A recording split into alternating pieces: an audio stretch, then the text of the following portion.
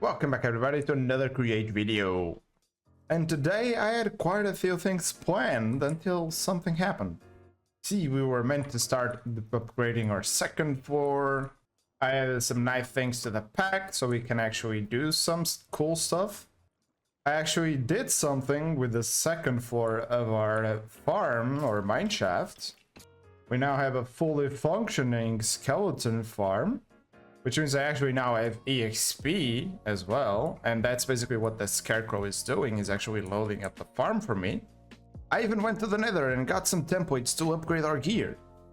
But then I came across this video. And, well, let's just say my storage kinda lacks in comparison to that. And I thought, oh well, this is still good, right? I mean, it's still decent, it works, it's closed up, so it should work just fine. But then, yep, Stam himself actually told me, why did not upgrade my storage? And I thought, well, challenge accepted. But now before I actually upgrade my storage, there's actually some things that I needed to think about, like how am I going to make it better? How I'm actually going to make it faster or just prettier, I guess.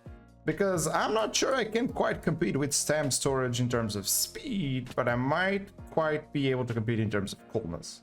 Because I've done a little bit of a thing over here. And yes, our second floor rotates now. And this is where I think I can one up in my storage game. But first things first, I needed myself a chunk loader. And it's actually just sitting right here, giving us a 5x5 area around our base.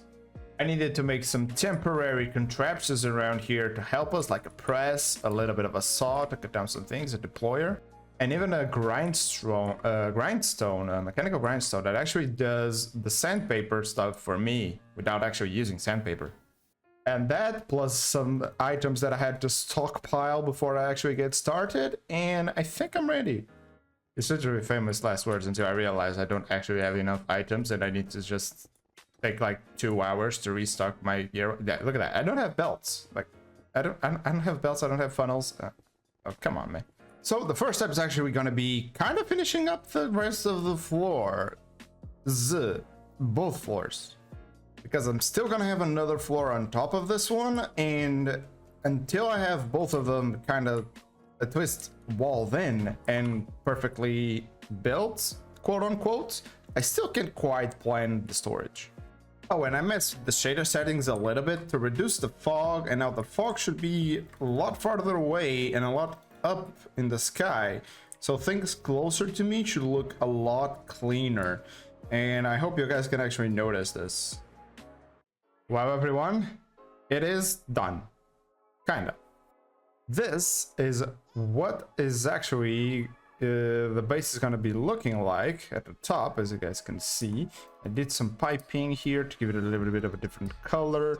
Got some glowstone that's chipped, and then we have this floor all the way at the top to manage stuff, and we have our new storage keeper.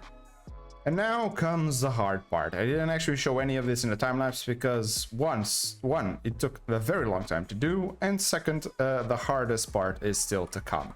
Because I now need to figure out how I'm going to link my storage all the way down below to that little guy, and also to the second floor, because I've installed some elevators here. They look pretty cool, you know. And if we go to the workshop room, which is actually going to be an automation room, it's still pretty dark in here, but maybe you guys can see. This is where I'm going to be moving the cobblestone generator and the iron generation and all those things. That's going to come all the way up here, and it's actually not going to be down below. On this floor, we have to rearrange our storage system so it actually sends items to the second and to the third floor, or like to the floors above. And that side, pretty much all the machines that you see on that side over there is going to be moving up at least one floor. Some of them will be moving to the upmost floor, and that side will be pretty much clean, where we could duplicate our vault setup and have double the storage. But I actually intend on having that sort of already here.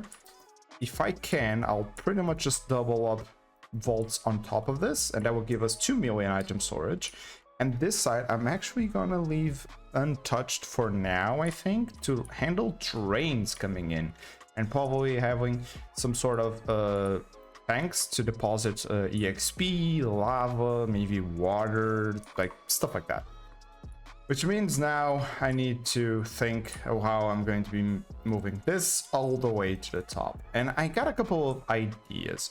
You see, if we take a look here at the transport, it's not contraption.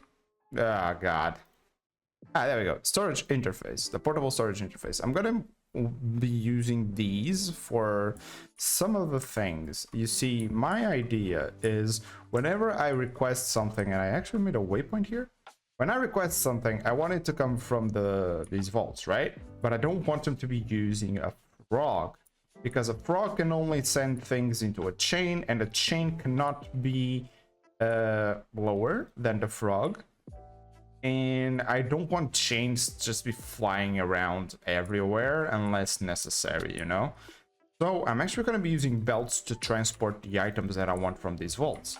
And my main idea is having a belt coming along here that then sends like a package this way into this area where I will be able to manage it. And if it needs to go to the second floor, it will go into one area, or if it needs to go all the way to the top, it will go into another area, and then we'll send it all the way up there. That's the main idea. And I actually want to take advantage of the rotation that we have up here, because we do have this thing spinning, right? And I kind of want to take advantage of that. And if possible, we can reroute some items through here. As you can see, I already have a hole. But I was actually thinking of having a portable storage interface like right there that would link here, and then we'll pick up the items. This thing would stop for a second. It would then connect up top as well. And from there up top, I would actually send it to my storage. Or to my barrel chests, to my box, I guess to my box. And I realized I could have called this guy Foxy Noto. I guess I'll just ask for a like then, I guess. Oh God, why is it always raining? So I think I actually want to start with setting up this guy, because I believe once I have this guy hooked up, I can easily manage the things on the second floor, on the workshop floor. Just because if I don't have access to my items in my storage, I can actually make things. That's why I kind of took most of the things that I could possibly want out of the storage already, because I might not have access to it for a while. Okay, I believe it actually works. So what do we have? We have our little Foxy over here, and we have access to everything. It doesn't have the filters yet. I need to grab them from below. And we have an input, or I guess when we request items, they will come up here. When I want to send items, I will put them in here. And basically what's happening over here is that we have this belt going there. It automatically packages the items to the main storage and then sends them into that chute. And this guy is getting the items unpackaged here. And the items are being brought up through there. We'll go down there in a second. They come here. I have this depot elevator into this belt. And then if I actually want to send items any other place, I can just pick up this brass tunnel and use it to send them anywhere else. And that's probably going to come in handy later when I want to do something else. And we also have a little bit of a shulker box unloader, because all my shulker boxes I filled with random items. And that pretty much means I have no shulker boxes available. Literally. Like, for example, I can literally just grab this barrel. And I believe if I just place it here, we should see, yeah, a bunch of items are going to start flowing into there, and then that's just immediately going to send them to the packager. And let's just go down below. There we go. And we see I have a frog here that it's immediately spitting up the packages whenever they get to him. And of course, we still have our little frogs here that's actually picking up the items and putting them into the vaults. And we rearranged our system whenever when I actually ask for something. They pop into this packager, not this one, and then this belt puts it into this funnel puts it into the belt, and then they come over here. If I actually request something from this side, I have a weighted ejector that sends it all the way over here, And then it just has a filter here that if I have something that should go upstairs to my Fox over there, it then picks it up, puts it into this barrel, and I have this barrel in case I ask multiple items and this thing clogs up. I have basically just as a buffer. It puts them into here. I have a fan over there which is pushing the items upward, and they go all the way up here into this portable storage interface, which then waits exactly for this to connect. And it does need actual barrel, just one anywhere in the contraption. And whenever it links up, it connects all the way up to the ones at the top, and it just outputs it into here, into that drain, depot, and Fox. You can actually just see this working. For example, we have this barrel which should be empty. You can grab it, we can even break it, and let's actually send it down so you guys can see it a little bit better. It goes all the way down. You can probably see it slowly but surely, yes, going down there, and then the frog just spits it out. But now let's do the other way around. Let's ask for 2 stacks of sticks. If we go down here, you should see that it still is there. It actually sent 2 packages this time, and they go up. They oh, whoops, yeah, forgot I got the jetpack on. They need to wait until it actually links up, and after it links up, it puts them into here, and boom, we got our 2 stacks of sticks. Oof. Hopefully you guys understood everything that's going on there. Which actually means I can get rid of all the items in these shulker boxes, and I might just want to go up downstairs and upgrade my storage even more. Like I said, I kind of was thinking of putting a second layer on top of there.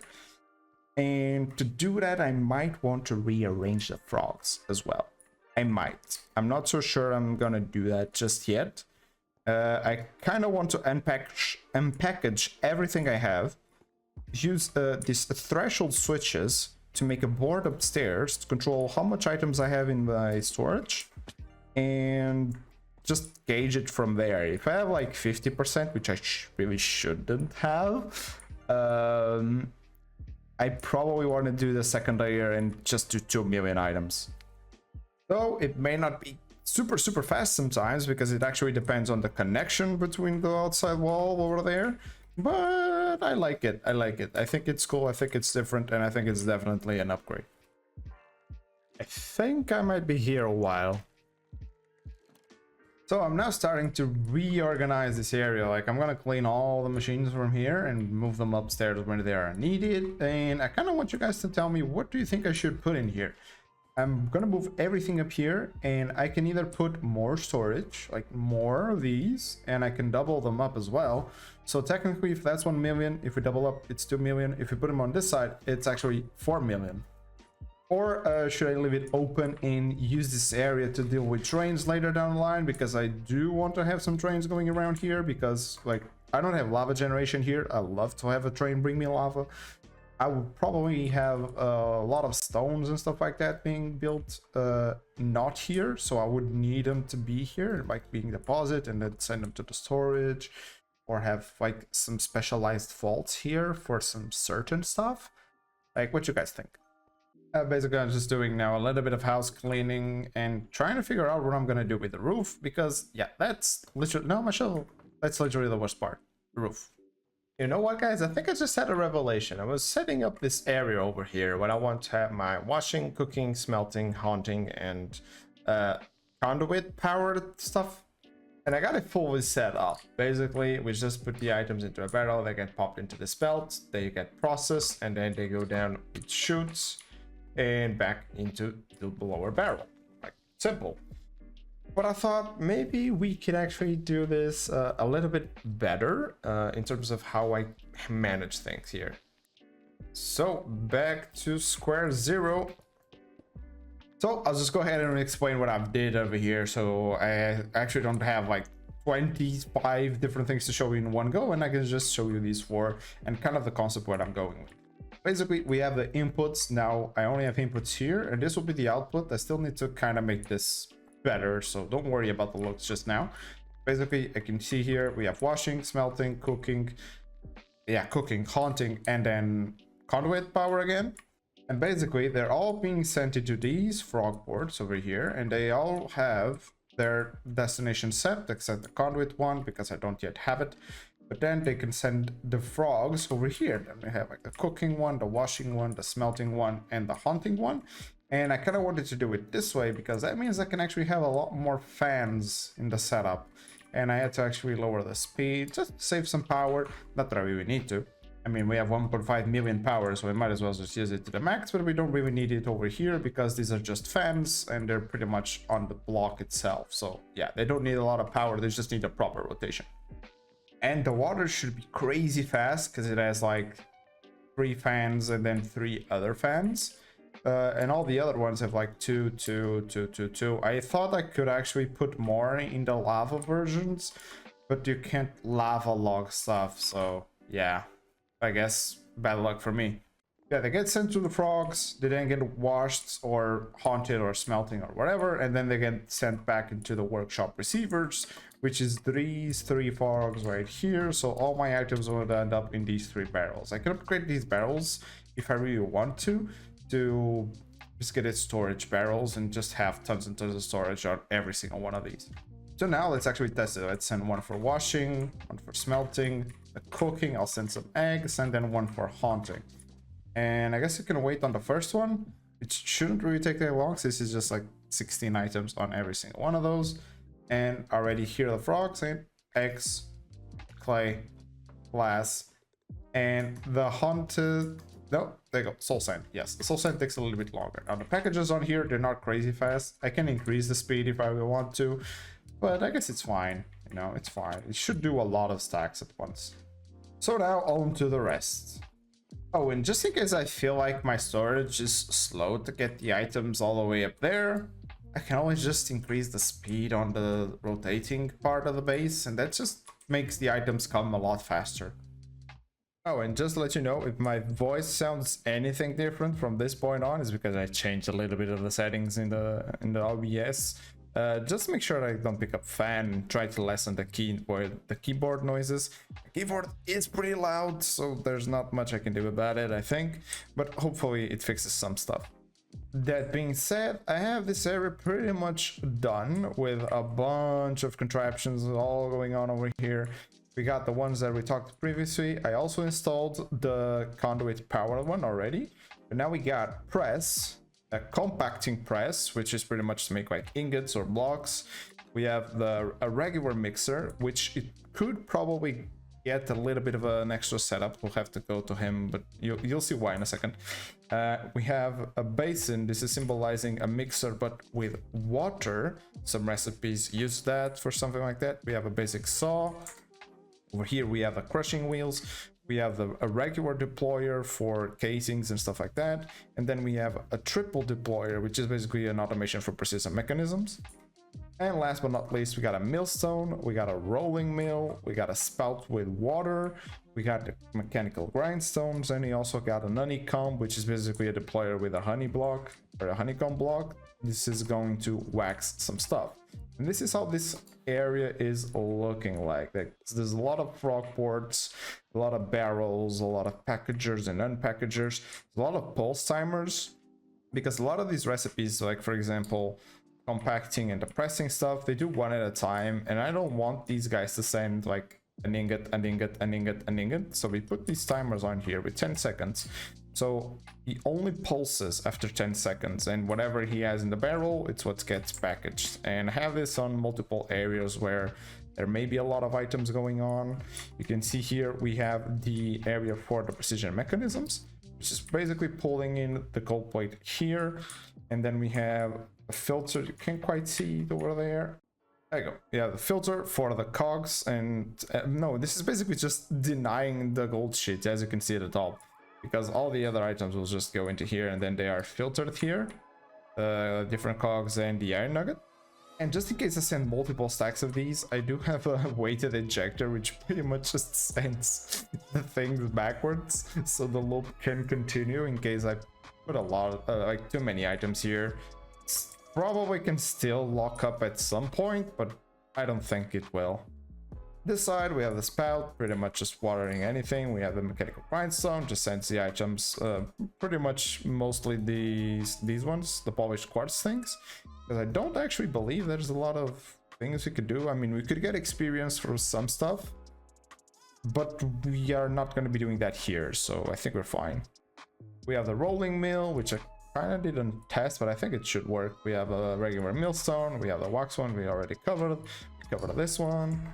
We have our single deployer for the casings. It just sends, I think, andesite, alloy, copper ingot, brass ingot, and sturdy sheets into here.